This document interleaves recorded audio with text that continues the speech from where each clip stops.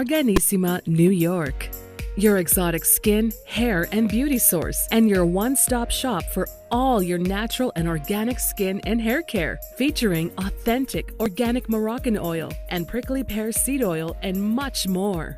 Bringing you only the best, straight from the source and proudly produced in the USA. So what are you waiting for? Shop today at www.arganissima.com. Arganissima, New York. Your beauty is our...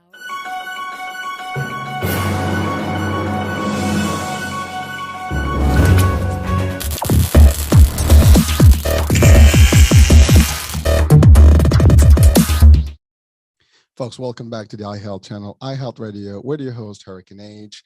New day, new show, new topic. Actually, something that I wanted to cover, for a few months now. And unfortunately, my guest and I, we had different scheduling conflicts, and we weren't able to make it at the time. It was really actually the top of the hour for this discussion, and but it's okay. We're here today, and we're going to cover this topic. But I have someone that actually has a very diversified background, and someone who loves to travel. First of all, he's covered a lot of grounds all around the globe. So I think over 80 destinations.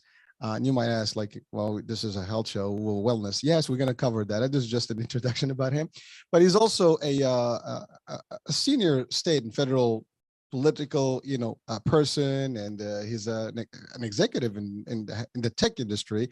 And we're going to talk about all that stuff. And also, he's an activist. And recently, the reason I said we were going to have a show a few months back and we didn't make it is because that was the time where there was a lot of hate crime, I would say, targeting basically the Asian community and other communities, but particularly the Asian because of the pandemic. And this particular guest of ours today, and without any further ado, that is Jeff Lee. And welcome, Jeff. I was a little funny. I always try to start the show with some suspicious and suspenseful, intro. But hey, we're here. So Jeff, welcome to the show. How are you? Hey, thanks for having me, Hurricane. I mean, it's great, and I will tell you, I know it's taken us a while to get together, but I promise you, it'll be a worthwhile conversation. I'm excited to be with you and with your audience today. It's gonna be wonderful. I'm looking forward to it. Same here. And first of all, I'm just intrigued about your background because of all the stuff you do and all the stuff you've been doing and the positions you've held actually, over the years. I mean, I know you're in DC right now. Well, you're in DC politics, you're DC to health tech. Well, not health tech.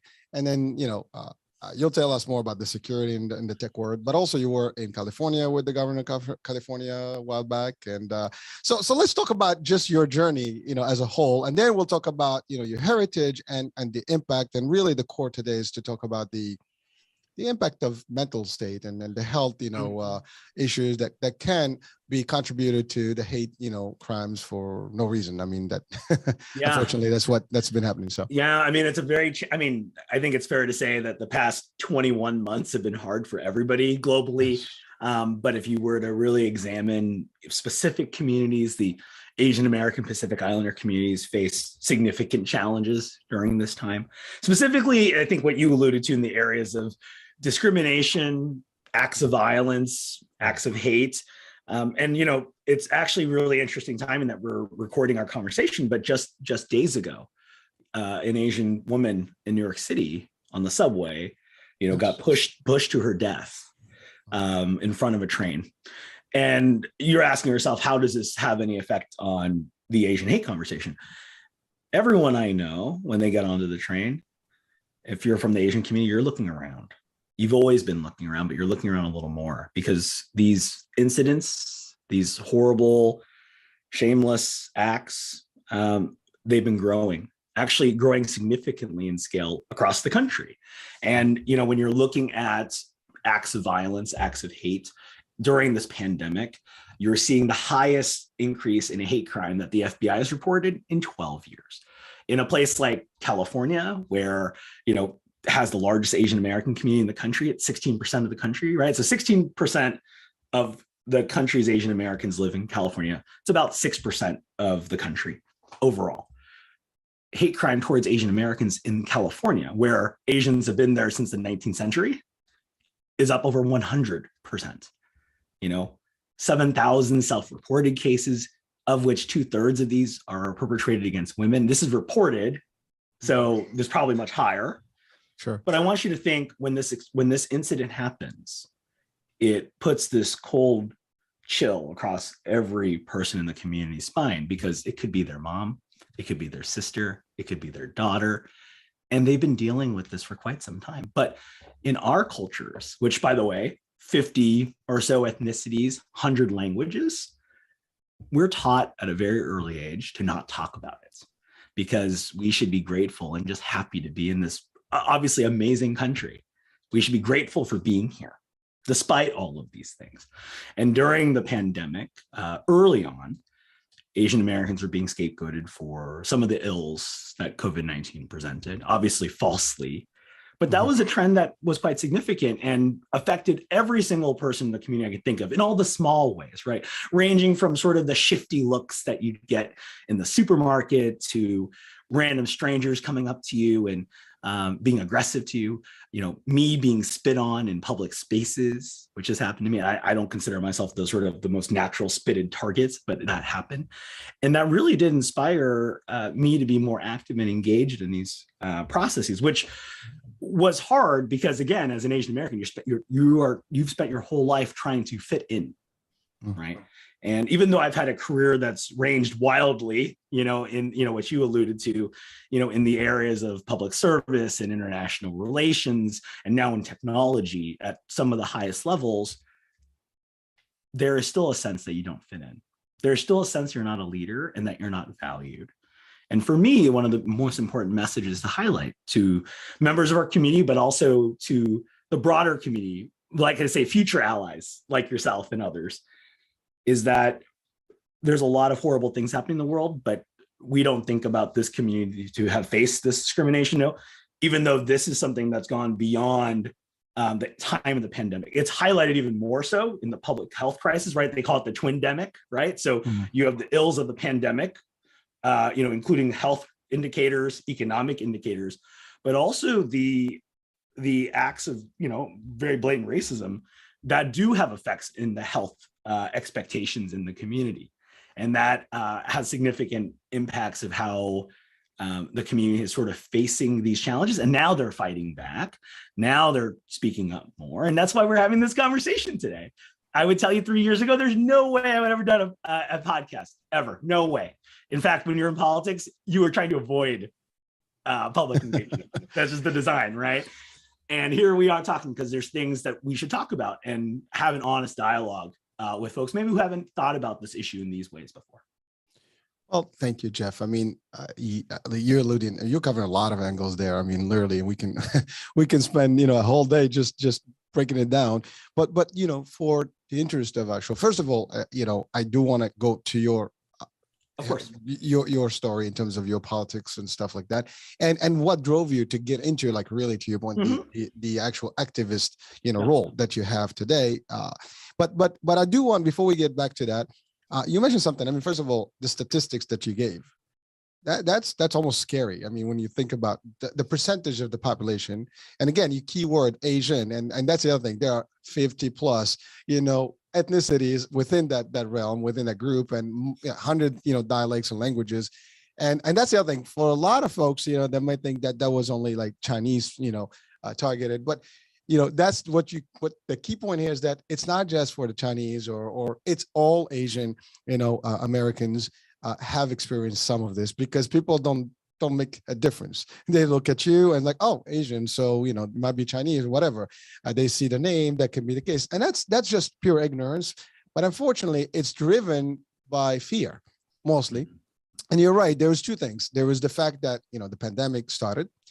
And because the first hype was, it came from China. So that was the biggest thing. I mean, to your point, New York has been one of the targeted areas. I mean, a lot of incidents that, that happened in the last 2 years. And you just kind of reported the last one that just happened. But really, it's almost scary to know that few months back, you would walk into any place and, people look at you weird, or if you were from the community, you're not feeling safe everywhere you go. You probably feel like, who's gonna, like in your case, you were at the airport and someone literally spat in your face. Go to your country, go home. Yeah, go home. Where am I going to go? Go back to where you come from. Yeah, but you see, that's the other thing. Again, that's why I said it's pure ignorance. I mean, people, educated people would know the difference. That even if you're an immigrant, this country has been made from immigrants. I mean, other than Native Americans and the indigenous communities, everybody else came from somewhere. And so there were different waves, different immigrants, but that's it. But no one can claim it, literally, except the originals, right? We're gonna say something. Well, Hurricane, I'm glad you mentioned that. So I guess, in talking about my family background, it's important to highlight sort of American history with Asian communities, because I think it's just helpful. One of the reasons why the Asian communities face so much of this xenophobia is because there is a perception that Asians are not from here, that Asians are sort of the other, right? And that even if they're from here and speak the language and have citizenship here and contribute to local economies and communities, they're still not really from here. Which is a really interesting perspective to have when you think that in the history of Asian American migration to the United States, right, originally in the 19th century, because of the Chinese workers with railroads and then Japanese entrepreneurship on the West Coast, that is a migration that started in the 19th century, right? So the California Gold Rush, these things. And I say this because the timing of that migration, their arrivals are in most instances earlier than most Irish Americans, German Americans. So why are we not thinking those German Americans are someone else, right? It's because for whatever reason, you look different in some way and you're perceived differently, despite history saying you've actually been here multiple generations longer. Now, it's important to take a point though, right? We talked about 50 ethnicities or nationalities within this broad cadre of people. A very different migration story for each of these communities, these different waves of legacy, caused largely by insecurity and turmoil around the world, and also the hopes for people to find a better life for their family. This sort of concept, the American dream. So one thing that unifies everybody, right? This concept that an immigrant or a person seeking an opportunity comes to the United States in the hopes of a better life for their family, but actually specifically for their children. Because the truth is, these immigrants that come to the United States, their life is better, but the true upside of the American dream is the potential of their children. And that's the blessing of that dream. But also it's a sacrifice for the folks coming here who escaped usually conflict, come here with generally nothing, and are facing incredible, almost insurmountable odds to give their children the opportunity of choice. The choice to do whatever the heck they want to do, anything they've ever dreamt of, right? And that's partly my story. My parents, which I'll tell you about, my parents were boat people from Vietnam. They were supporting American troops during the Vietnamese conflict. Guess what? The Americans left, and the Viet Cong regime came down, took our family's farm, and my parents left the country in the middle of the night on a 32-foot raft and escaped. They got picked up by the Thai Navy, and they lived in refugee camps in Thailand and the Philippines for 6 years. Okay, pretty standard story, actually, for Southeast Asia. They didn't land. They landed in California in 1981, and I was born a year after, right? That's recent history. That's 40 years ago coming up. Okay, I'm almost 40, but that's 2 generations ago, the time frame, right? Mm-hmm. So they arrive, they come with nothing, and they start a gardening company in Southern California. And it turns out to be my first job. My first job was working for my dad at age 8, mowing lawns, trimming hedges for very wealthy people. And I learned 3 things about working manual labor. Number 1, working manual labor sucks. It's really important to know. It's really tough work. I admire anybody who works with their hands in the sweat, the blood for a living. It is incredible work. I don't know how people do that 18 hours a day, but my parents did. The second thing I learned about working as a gardener's kid is that people treat you based on what they think your value is. Okay. So when you're the help, you are perceived a certain way. And 3, it always reminded me of the value of education, because education meant choice down the road. So it was good to hit the books. Otherwise, I was going to have to mow lawns forever. I didn't want to do that. So my parents had a classic immigrant tale. They started their business, had nothing, worked 18 hours a day. I never really saw them. You know, the engine of the truck would start during the morning. The engine of the truck would stop at the middle of the night. That's when they came home. That's when they left. That's when they left. That's when they came home. And then after that, they saved up their money and invested in a chicken farm in southern Georgia. So this is sort of the twist here. So Asians in the South is always interesting, right? When you think about race and class, you sort of think black and white, just stereotypically. So when you're Asian, they don't really know what to do with you, right? I say all this because they moved to Georgia in 2000, and they run this free-range organic chicken farm, 200,000 birds. Okay, so it's not exactly the easiest thing. And I'll just tell you, chickens are total jerks. The tie into this, right, is they got to have complete freedom.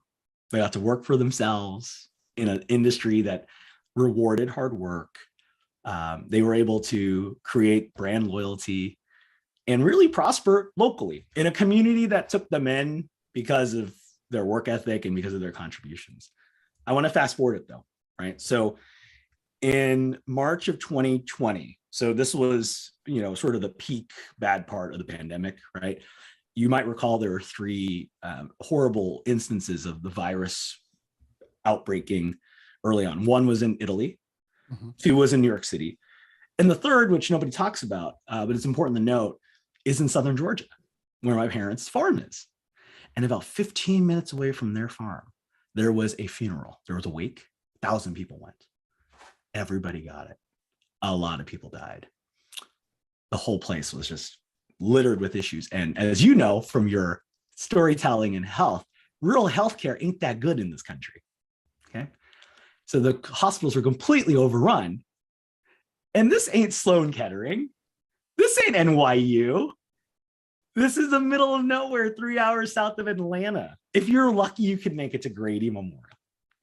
But guess what? You probably didn't. And then you probably died. That was March 2020, before vaccines, before any of this.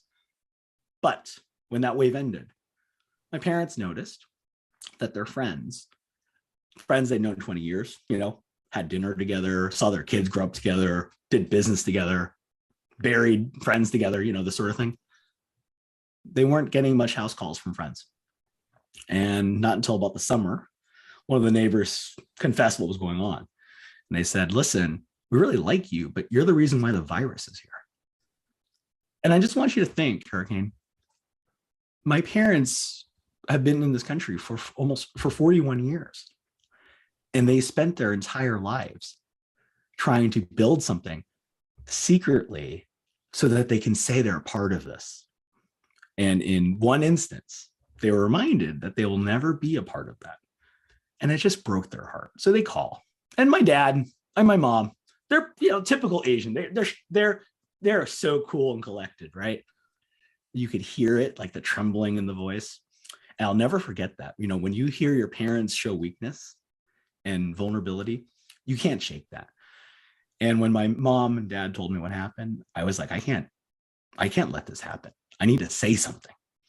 Now, you alluded to it earlier. So 6 months earlier so at the time when my parents were going through their situation, just weeks earlier, I was flying for my last work trip. I was laying over in Nevada for a meeting, and I was rushing to the airport because, when you're doing business, you're trying to fit in everything before you fly. And after check-in, after security, I'm getting ready for my flight, and this woman comes up to me. She looks me in the eye. She spits in my face, and she says, "Go back where you come from." And she doesn't mean California or DC, by the way. Just want to tell you, she didn't know I was living in DC. Okay. So I don't think she meant go back to our capital. I don't think she meant that. I think she meant somewhere much farther. And my answer normally would be, I usually try to make a joke when horrible things happen, because I find that's, again, as an Asian, to blend in. I usually tell a joke like, hey, I love going to China, but it's a really long flight. Or, you have to, or like, thank you for this travel suggestion. I think I'll put it on my list. Really appreciate it, right? The issue wasn't being spit on. Being spit on had happened to me before. It's not a great feeling, as you can imagine. What was really hard was watching like a dozen people around me see it happen look at me, turn away like it never happened. And that not only did it not happen, I didn't matter. I was worthless. The person in the suit and tie who was trying to live this American dream on behalf of my parents still was valueless in this society. And I want you to imagine the health feelings I was feeling in that moment, right? I never wanted to feel that again. And when my parents were told, you know, they were the reason the virus here, that's the exact same thing of being spit on.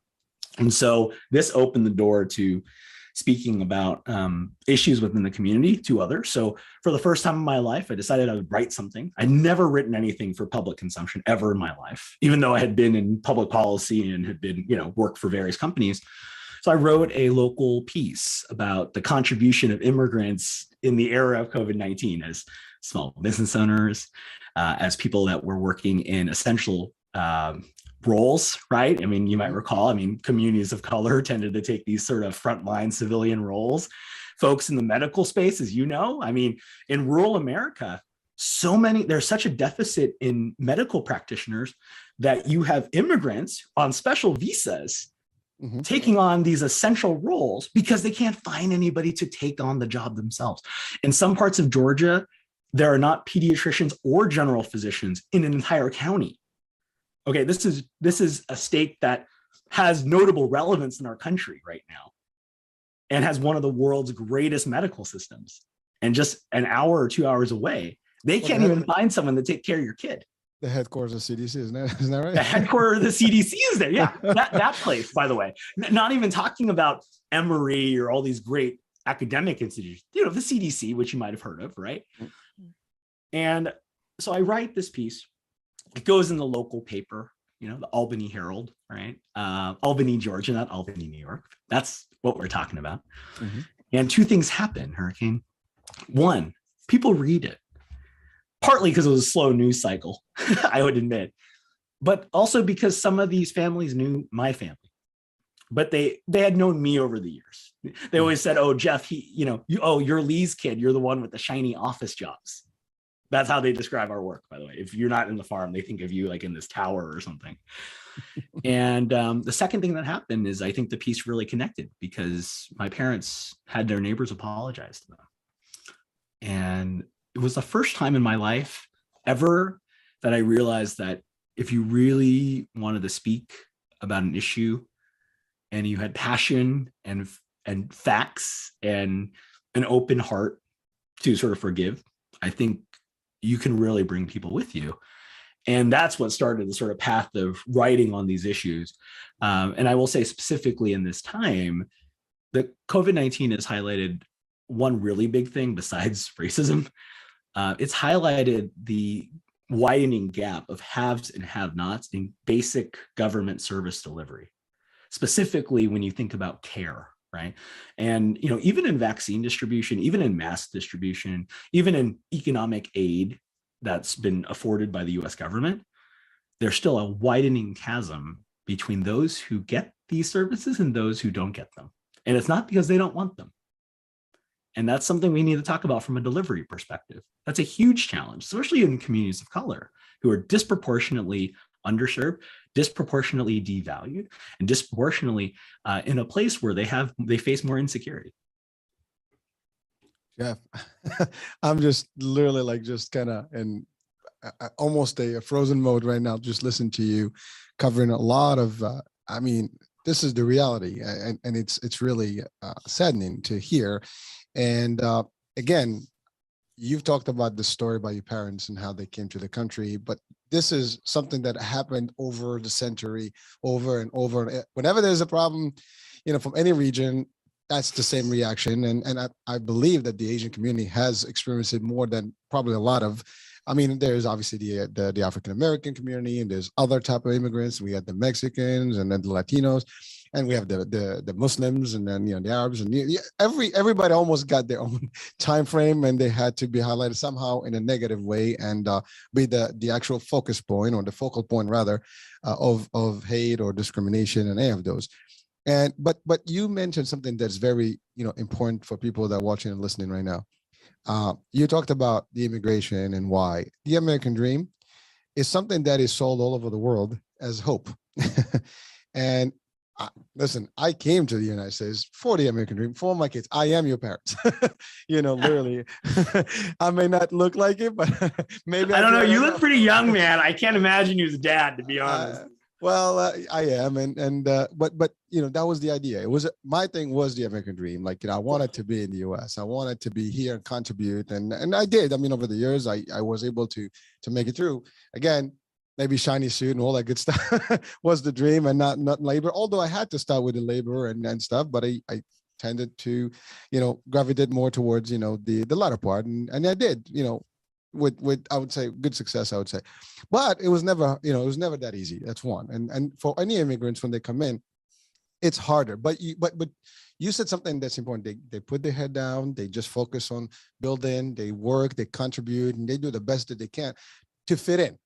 And then for the purpose that their kids will have free access to everything. When I say free here, like, equal rights and equal access to everything, and be exactly, the next generation of Americans, and basically just, melt right in and become part of the fabric, and life goes on and everything is good. But then you have something like this that happens, an event worldwide and even localized, and then you just have this almost surge of like, a feeling that you forgot that it existed for a minute, or at least you've ignored for a minute, because that never left. That feeling is always there. But people tend to your point, they can be, a little bit, hypocritical in front of you. They'll smile in your face, it's all good, but their true intentions may be that, you don't belong. I don't like you so much, whatever. So that's the thing. People look at you, you don't know what they think of you. They don't have, they're not going to tell you like, listen, I hate you. But in this case, it happens every now and then, but isolated cases. But in this case, because of the pandemic, a lot of people just find it like, what, I got to blame the other guy. Like, it's your fault. You're eating bad, you're doing this. I mean, we heard all the different, nonsense that was happening there. And I do want to say that that's not the majority of the people, but there's a percentage of people that just thrive on this. They literally love this stuff. Oh, let me pick on these guys. Mm-hmm. It's sad. Well, Hurricane, I mean, we talked about it earlier about the, before we hopped on, about the Muslim American community over the last 20 years. After 9/11, I suspect you had some issues. Oh, right? Big time issues. Just minor issues there. But it's a great example. When people live in fear and insecurity and they're scared for their family and loved ones, there is a degree of human nature, I'll say, that it's easier to want to find an external thing to put your blame towards, right? To scapegoat, to put your ills into something else, because you feel like it's your way of controlling a situation and making sense of something very difficult to make sense of, right? That's sort of the nice way of saying people are really scared and angry and they want to have something to point to, right? At the same time, I mean, the things that you were highlighting about the dream, and I'm sure, how old are your kids right now? Your kids, how old are they? Well, my oldest is 25. And 25. Okay, your kid is 25. What does your kid want to do? 25-year-old. What does your kid want to do? Oh, he's just living his working, is just enjoying his life already. So he's trying to fit in, just as a normal, with his name, actually, nevertheless, his name is very highlighted. So you can't hide with a name like his. Yeah. So, but just to say, like, at 25 years old, he is doing things that, had you not immigrated to the United States, he probably wouldn't have had those same opportunities. Is that fair to say? That is, well, right? Maybe they would have access, but it would be very difficult. Let's say statistically, yes, definitely. Well, that's exactly right. I mean, your parents left for different reasons, because of war and stuff. But to your point, a lot of people leave their countries. There's no war and everything, but there's economic situations. Right. You can't find a job. It's hard to make it. So you want to find a better place where you can succeed. Well, and in your instance, I mean, there was a degree of optionality, right? But and for many other immigrant communities, I mean, for my parents, right? If they didn't leave, they'd be dead. So my chances of succeeding in America would have been zero if they didn't make it, right? And had they stayed, my opportunity to be successful would have been zero, because they'd be dead. That's right. So it's a very different degree of, maybe they'll have a better chance in your life, versus I'm going to leave everything I have ever known, the country that gave me my identity, my status, my being, to come here with nothing, and not even the linguistic skills, Start from zero. Try to figure out the DMV, by the way. Good luck. Just starting out. Okay. I want you to think about that. That's how the situation was so dire. They're leaving the country. By the way, they'll never get back to again. And even if they do come back, it's not theirs anymore. Yes. That's a hard thing because, we talk about the people who make it here and it's a success. It's still a loss. It's still a loss of a part of them. And when my parents realized that they still don't get to be considered American despite everything, they live that loss over again. And you can imagine what that impact might be from a mental wellness perspective, which, by the way, during this time, I think it's fair to say all of us have probably had to weather some mental wellness challenges during this time. And I think that is a huge gap here. I, of course, encourage so many others to have the opportunity to engage in services if you can, but it's not getting easier. It's still getting harder, especially in this wave right now. And we're living another wave this time. And when will the next wave come? And that uncertainty creates this challenge. I want to leave you with one question. So at that airport, what happened to me? If you had been at that airport with me and you saw me get spit on, what would you have done? Oh, I would have been pissed. I know that. I know that. Because you know what? I was not spat at, but I know I've had people challenge me. You've seen it. No, actually, people came out to my face, to my mom back in the days, and especially like you mentioned something about 9/11. Yeah. The people that know you, they kind of behave nicely, but people that didn't care and didn't know you, they'll look at you. So, for example, for us, you would go to pray, whatever, and then people will look at you like, look at them, these bad guys, terrorists, whatever. Yeah. And believe it or not, even today, like, my kids, the younger ones, they still face it. Even at school, they joke at them. Hey, where's your bag? Blah, blah, blah. Oh my, and they start making fun of, the word, the Akbar and whatever. The same thing that you see in the movies. They're still facing it. I mean, to your point earlier, you try to make light of it and, just kind of ignore it. Laugh it off. But again, because if you fight every day, it's going to just continue. It's not going to stop. And it's hard, especially for kids. It is hard because it hurts. And you don't know what you can do for it as a parent. You want to be there, but there's some things that are very difficult. I say this because, and this is one of the reasons why I really try to speak up about these issues as much as possible, is because I want to believe that you and others, if you had been in those same 10 spots, those same 10 people, the outcome would be different. I want to believe that. But there is something very interesting when you think about group dynamics, where there needs to be very important cues on how people would engage in that situation, right? Mm-hmm. How do you become a good ally in that event, right? Which is jarring and shocking for one, and two. And three, there's no code book, right? Oh, hey, what do I do when I get spit on? If you see a car accident, right, and it looks bad, you call 911, right? If you see someone get a giant loogie in their face, what do? Right? There's no natural thing.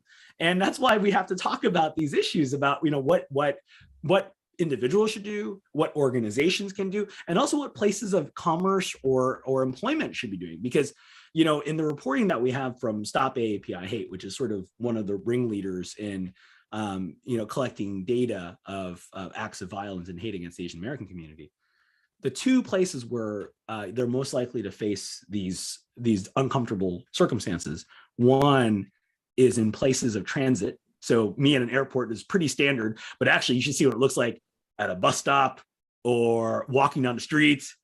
The second place, though, that surprised me, where people face harassment or other sort of weird situations, is actually in the workplace. So employers have a really important role, not just because it's the right thing to do, but also for morale reasons, for fostering a diverse and inclusive culture, you name it. And I encourage business leaders who I speak to when I give trainings and discussions, how important it is to have allyship training, to be able to have a clear roadmap of what you do in these sort of acts of discrimination, like what you do, because if you don't do something, you're kind of complicit in it, right? I mean, you become a bystander. So there has to be a framework of, hey, if something happens, what do I do? A, B, C, D, E. And, Asian Americans Advancing Justice has some of the best training in that space. I'll make sure to get you that for the show notes, please, for others to listen to. 1 hour of your life is worth it. And, I try to tell, HR and diversity officers and various Fortune companies to walk through how these community members communicate, how their life experiences make them different in the economic spaces that they occupy, right? That, just because they're happy to be there doesn't mean they should get passed over for leadership roles and opportunities, for example. So there's a lot of instances that, it's complicated in the public health space, broadly speaking, and in the economic space. But it's just to say, to your point at the very beginning, is to say that, listen, there's a lot of groups that face challenges and discrimination. Some of it's really horrible. Some of it has histories over 400 years, right? In terms of, being enslaved, for example. But it's not to say like Asians are having just a picnic through this time. That's the thing I want to just highlight. It's like, listen, these groups face challenges, especially if they're in the most vulnerable. I'll give you an example in terms of some of the challenges of why the lack of education on Asian Americans is such an issue, right? It's a health issue. It's directly a health issue. So when you put all the groups together, yes, this group does tend to have a higher education rate. Yes, these groups tend to have higher health standards. Yes, these groups tend to have, higher percentages of home ownership. Those are important indicators. When you disaggregate the numbers, Hurricane, what it reveals is a distinct difference in haves and have-nots, largely driven by when they've made it here to this country. So my community, the Vietnamese American community, they are far more likely to have lower high school graduation rates. They are far more likely to have instances in the criminal justice system. They're far more likely to have lower life expectancy than some of their other Asian American peers. Golly, why is that? Right?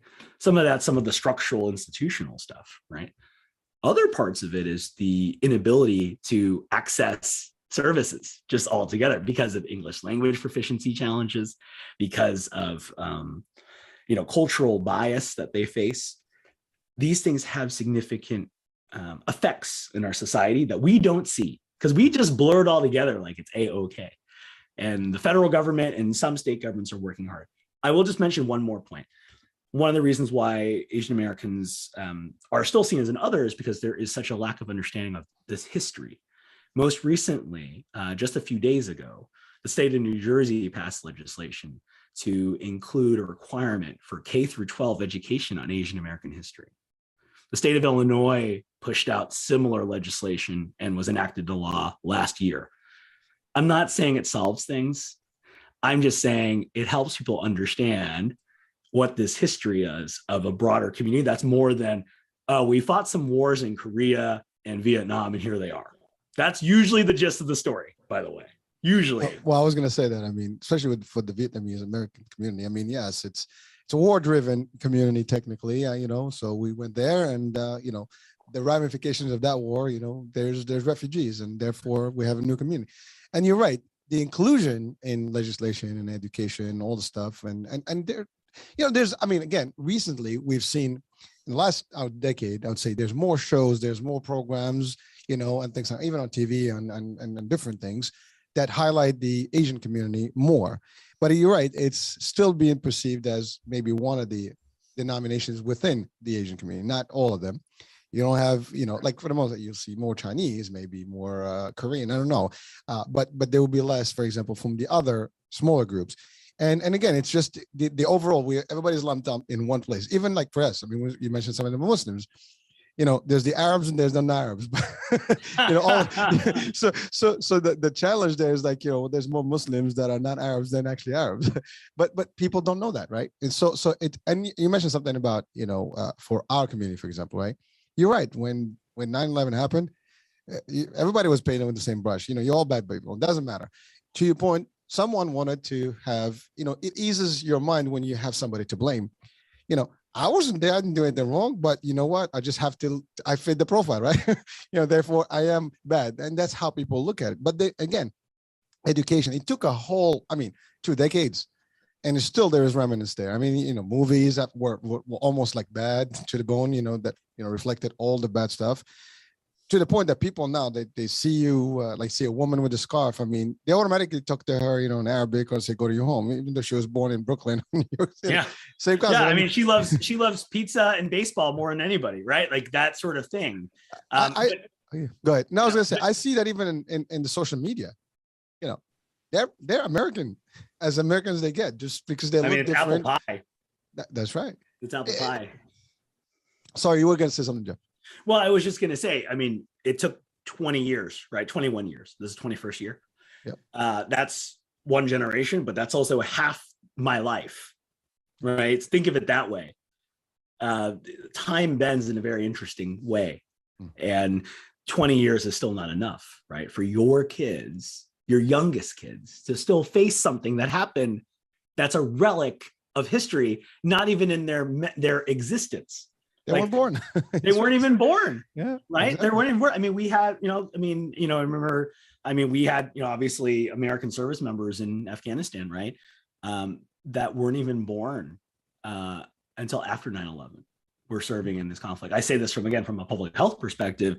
I mean, that's a fascinating point of decisions, right? To decide to serve your country on pretenses of something that was well before your existence. I mean, if you think about the decisions of your life, like, it's a pretty interesting point, but also to say, like, the history has a way of repeating itself. And this is why it's so important to have a better understanding of these communities, because guess what? If it is the case of an active global conflict, they will eventually make it here. And guess what? If we do it right, they will be the greatest champions of our country and the greatest contributors for our country and communities and others, so that they can serve as doctors in essential roles in rural communities they can't find anyone for the work, or in this instance might be the brains behind a vaccine or a booster or the next innovation.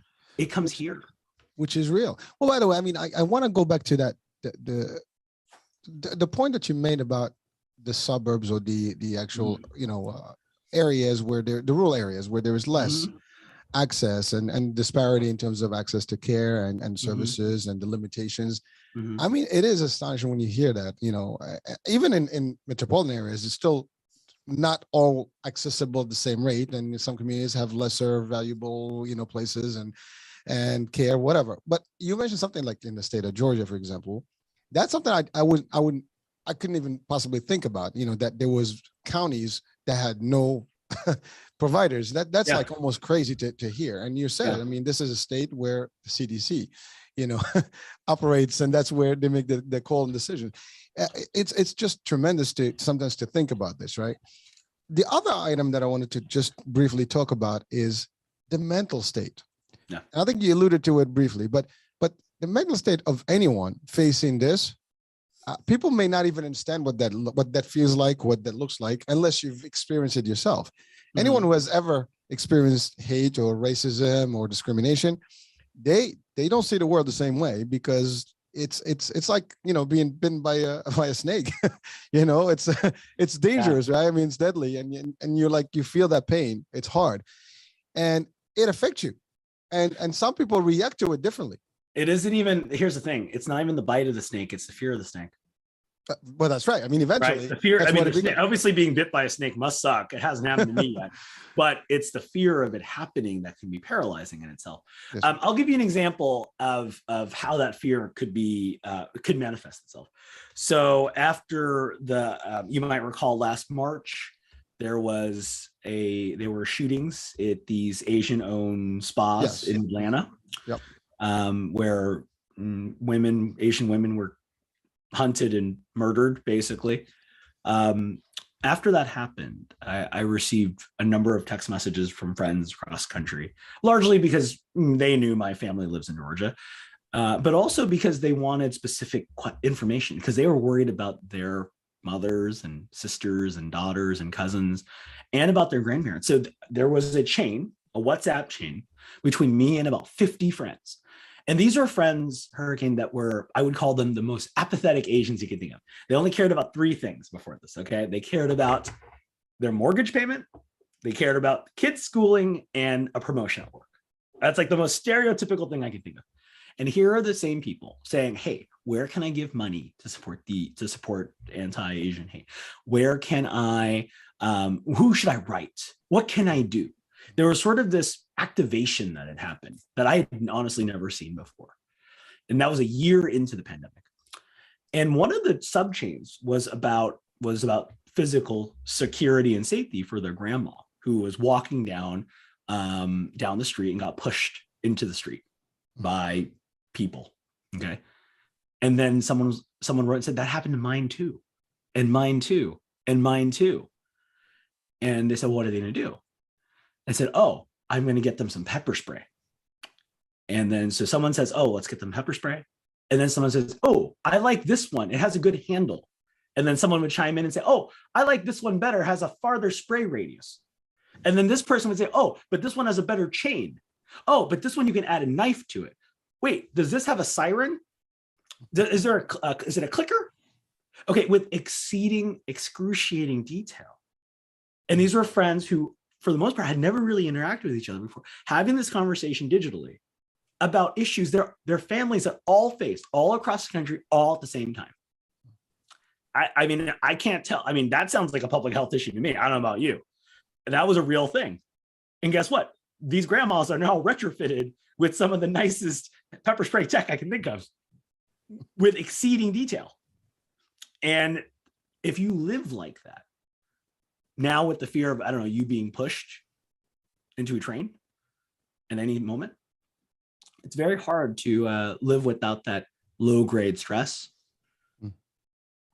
I can only imagine how that affects your state, how it impacts the way you sleep, and how much you must worry about family. Jeff, that is so serious stuff, because think about it. I can relate to that in terms of just understanding it. You walk in the street, you don't know the reaction of who's around you. You become yourself so aware and so ready for anything that you can yourself become a problem.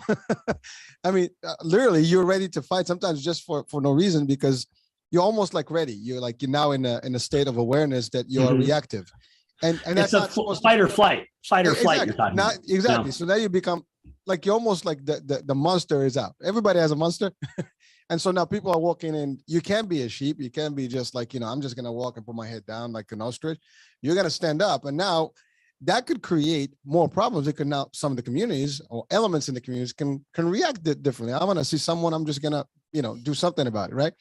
That becomes another problem. Now, we don't advocate that, but at the end of the day, that could be to the level where the mental status is going to drive. Not everybody is going to take this, we're going to do this, we're going to do correctly. Some people may take it, the law in their hands and become, vigilantes. You never know. I mean, things can happen bad. People may not send their kids to school, just as simple as that. They want to move to a different place because they don't feel safe anymore. Now their whole financial and economical stuff is being affected because now you don't want to live in the neighborhood because you're just afraid. So it changes the dynamics. It's bad and it shouldn't happen. And frankly, we've created that, overall, because between the media and the politics that were involved in the pandemic at that time, China this, that, and then people just like, okay, this is Asian American, or Asians in general. It's not even saying an Asian American. They don't even qualify it that way. They just look at you. Or from it, yeah. Exactly. If they only said Asian American, they will realize that these are Americans. we can serve this. We serve this country together. But unfortunately, they leave that American part. And now you just look at you as your heritage, which is wrong. It's just very difficult to even comprehend this, and as it happens in a society today in the 21st century. It's really quite crazy. And I think what you're highlighting is when you have an erosion of community trust, that is a negative for everybody, for the state of being and quality of life, right? Yes, and that's what we have. You have distrust in institutions, you have distrust in your others, and you're faced with this, I have to do this on my own, right?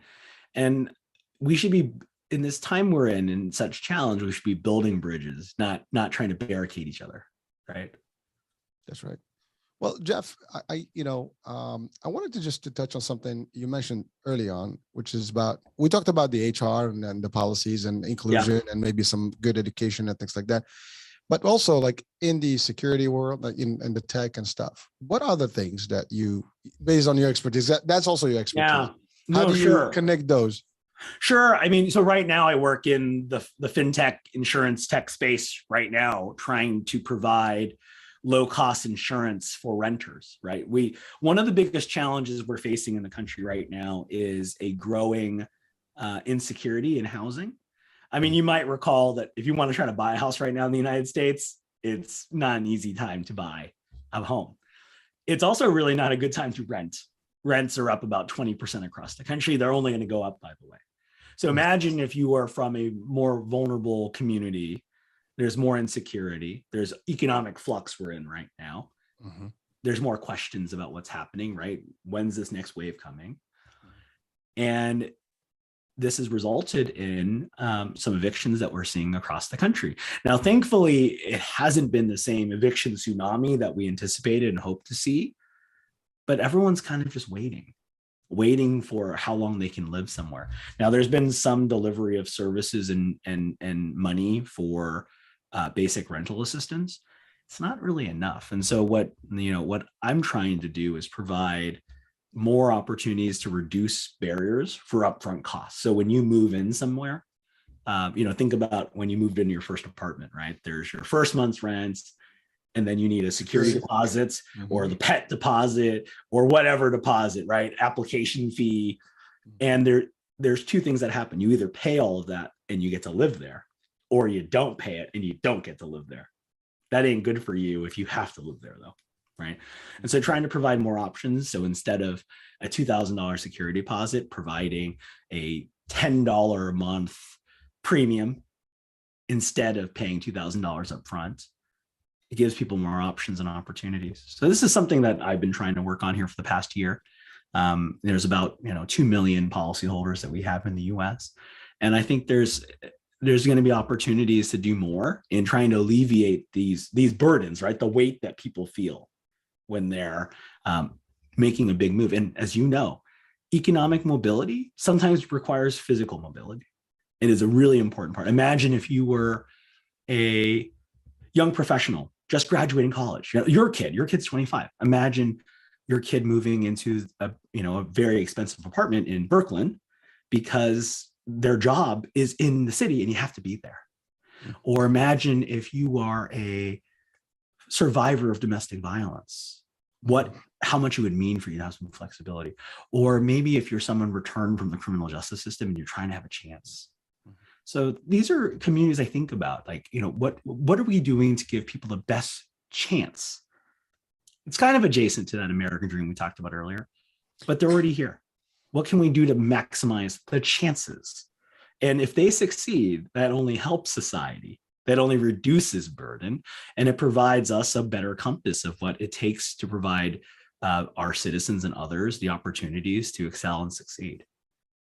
Thank you, Jeff. And I want to just to link it now to the racial piece, right? Or the ethnicity piece. Mm-hmm. Have you seen, based on your studies and things like that, have you seen any, influx in maybe discrimination for renters and tenants or even, it's a topic we can talk for another 2 hours. Right? That way we need some drinks, Hurricane. No, the short answer is no surprise. There is more discrimination if you come from communities of color to close on a house. Well, that's been no surprise. But you know where it's also a systemic thing. You're also less likely to get a line of credit. You're also less likely to get a favorable score. You're also less likely to even know where the listings are. You're also less likely to have a realtor do you a solid. Like these sort of I don't want to go into sort of very specifics, but just big picture, yes. And there's obviously longstanding history of challenges in long-term wealth accumulation for communities of color, specifically Black Americans, who have faced a disproportionate amount of challenges in terms of being able to buy, right? Prices are a little different, if you get my drift. Yes. That is pretty common. Now, you're also seeing that at the rental level too, where there's, again, more barriers for these communities than if you were from another community. That is definitely the case. And that's very clear and empirical. Politically, there's more focus on trying to narrow the gap of home ownership, trying to find a way to have more opportunity. But in my view, if buying is hard, renting is very hard, and we should also be trying to figure out better ways to get people access to stable, affordable, flexible housing so that they can contribute to the economy quicker and with more efficiency. Thank you, Jeff. Well, the one thing I wanted to just maybe, if you do know that the answer is, was there any maybe uptick with the Asian community specifically?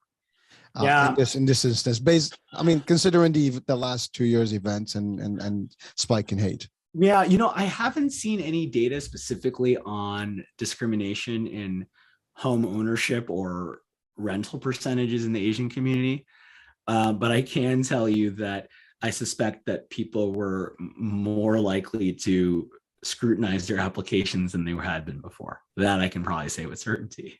Well, it is a gray area, because it's funny because I used to teach actually human rights and fair housing for real estate in New York, and that's a very touchy subject. And there's a lot of tricks and loopholes that are used to kind of shift out, different, categories or groups, right? Ethnicities or even religions or genders and all that stuff, right? And although there are a lot of protected categories and everything, people still find a way. There's always a loophole.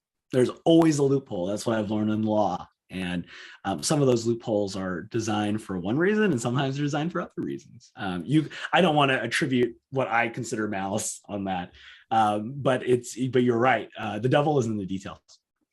And again, it's been utilized. It's unfortunate, and you've seen it also in dynamics and in demographics. I guess assignments in some areas. There you see an uptick in a particular community versus another, or like a limitation, to access because of who you are, and then you'll see more, to your point, prices way up there because the average person may not be able to afford it, and then so it gets a little crazy. And believe me, we talked about some of the racial stuff, but when again we talk about 9/11, when you look different or you look like one of those guys now, people may not welcome you in the neighborhood as much as they would if you didn't look that way, right? So it's a you don't think they're coming over a potato salad? I don't remember getting a pie at the introduction of the house here. There was no pies for me. But again, I'm just being funny about it, but really that's actually the reality of things. And unfortunately, every community that faces some sort of discrimination or hate spike at any given moment, they tend to actually suffer across the board from everything: the education, the housing, the business. And again, I hope that that's not the case, because I still believe that the majority of people are decent and they are not as ignorant. But you have the few that actually, they don't care. They just look at you and they decide. They make a judgment. Yeah, I think that's right. One last data point I'll mention on discrimination during this time, when the economy was opening up again last year, when businesses had gotten their PPP loans, right, to get back on their feet, Asian-owned restaurants and small businesses, laundromats, this sort of thing, faced an increase in vandalism. So some of the money that was going towards their business was now going to repairs for vandalism purposes in sort of the more, more consolidated places of Asian commerce, right? So your Chinatowns, your Koreatowns, your Japantowns across the country had sort of seen spikes of discrimination or sort of, acts of graffiti or these sort of instances that maybe not only don't make you feel included, but also is an active attack on your livelihood. And that was something that was clearly felt as well. It was underreported, but I think important to highlight when you think about how violence and economic insecurity sort of hit both at the same time. How does that affect the already marginalized group on the edge of things as it is during this time? Well, Jeff, you've asked a lot of serious questions and you've covered a lot of grounds there. We've solved it all. We solved it all, Hurricane. Listen, here's a quick solution. We should all love each other. We should all treat people right, and they should all see the contribution of people for who they are. And that's me personally. I have a very positive outlook, in life, and I wish that everybody can get along, and we look past the visual effect and and the nonsense, and really treat people for who they are. I only believe in two things. There's the good people and the bad people, and I think that there's more good people than the bad people, and I hope that's the case. But that's wishful thinking, because reality, evil does exist, and it will continue existing. It existed from the beginning of times, and these things unfortunately do happen, and they will happen. It's not going to be the end. And by the way, we're talking about the U.S. specifically, but some of this stuff is going around the world. It's just not the only place where it's happening. We just understand it better here, I guess. But that's in Europe. I've seen it in Europe. It's happening in Africa today. It's happening, across different regions around the world. So it's very difficult, and unfortunately, it's real. And just to your point, more education, more availability in terms of like activism and stuff like that to actually make things, clearer, whether it's at the workplace, whether it's in legislation, whether in the school system. Those things can make a big difference. And again, listen, people like yourself working hard to make a difference. I think that is commendable. You guys are doing this, and we wish there are more people doing this job to help people get better in their lives. Listen, Hurricane, it's been such a pleasure. It takes a village, and it takes not just a village, but it takes people from other villages to come in recognize these challenges, that things aren't just rosy perfect, and that there needs to be accountability in all of us. Because at the end of the day, when something bad happens, if you see someone get spit on, what would you really do? And I want to believe on the angels of us would step in and protect our fellow brother or sister. The reality is sometimes the fear of it prevents us from being the angels that we could be. And that's why we need to talk about these issues, even if it's a little hard. Well, I agree with you. And by the way, that is a very difficult question. And I know for a fact I wouldn't have stayed quiet. I am one of those people that actually will go and stop someone, but I'll probably get in trouble. But I've done it actually before, so I can tell you it's good trouble. It's good trouble. Listen. I don't get in a conflict, but I try to diffuse the conflict and make it. But you're right. It's tough, and you're right. And I have to say this: when the Muslim ban, for example, happened, all communities came together to assist. And I can say that should be, to your point, it takes not just the village, it takes the world together to help. So whenever a community is having a situation, other communities should just stand, because it will happen to them one day or another. It could happen to anyone at any given time. So don't think this is just the other guys. It could happen home as well. And that's actually my view of things. But I always joke about aliens. Only in the face of aliens where all humanity gets together and become one. So I wish we have aliens, and this way we don't have to look at the differences, and we just look at the other guys, and maybe we get friendly with them too. But that's another story. It's bad, Hurricane, if our best bet for solidarity is an alien invasion. So I'm gonna hope that we don't have to get to that situation. Well, of course not. But that's really sometimes it. But it's funny, because at the onset of the pandemic, people did come together first, because it was kind of almost like, we're facing the same, evil power. And then all of a sudden, people started like deviating from the source or the core of the focus, and started talking about these nonsense. And then obviously the Asian community got highlighted and become a whole different angle. But listen, I really am enjoying this discussion. We passed the hour here. I do want to ask you, are there any last words of wisdom that you'd like to recommend or advise people listening and viewers right now, in terms of like what they can do to contribute? I don't think you covered some, but maybe some specific ones you want to just leave the show and the audiences with. Yeah, one thing, we've been talking about sort of these trends. If they want to access Stop AAPI Hate, they have recent reports of the latest self-reported acts of violence and discrimination. Just note, this is self-reported, so the reality of the reporting is much higher. Like other public health issues, there's underreporting there. So that's one thing you can do. The second thing I would recommend to friends, family, loved ones, and your audience here today is, if there's somebody that you're close to from the community, have them tell you their story. So rarely do people in our community have the opportunity to speak about their history. It's a very rare thing. I would love you to learn about our history, but speak to someone you care about that could tell you more. And if you want to learn more about Asian American history, PBS has an amazing documentary on the history of Asian Americans. Great series, highly recommend it. We'll put it in the show notes as well. But those are a couple of things I would just highly recommend you do to keep yourself informed and educated. to try to help better frame and understand maybe what a society, a group of people have gone through and what they continue to go through in their daily life going forward. Thank you, Jeff. And I'll just add one thing. If you ever put yourself in their shoes, any of those, you'll probably do a lot more. And yes, you're right. Learn about your neighbor, learn about your other, countrymen and women, and just learn the cultures. I think diversity is there and it's real, it's happening, and it's not going to end. So let's just learn about everybody else's culture, religion, beliefs, and respect each other. I think that's the bottom line. And by the way, yes, send me those links because I want to add them to the description, and of course people can find them useful. Well, Jeff, it's been real. Thank you so much. I know you have better things to do, after this show, and hopefully there's nothing better than our conversation. I really appreciate the opportunity, Hurricane. Have a fantastic, rest of your weekend with family and friends and loved ones. And thank you for everyone for taking the time to listen to our conversation today. Well, thank you, Jeff. And likewise, same to you.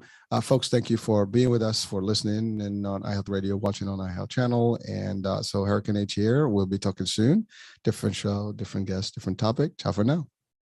Bye-bye.